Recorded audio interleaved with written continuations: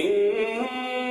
في خلق السماوات والأرض واختلاف الليل والنهار لآيات لأولي الألباب الذين يذكرون الله قياما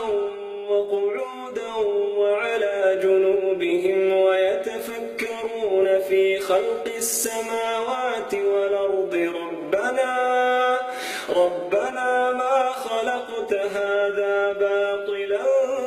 سبحانك فقنا عذاب النار ربنا إنك من تدخل النار فقد أخزيته وما للظالمين من أنصار ربنا سمعنا مناديا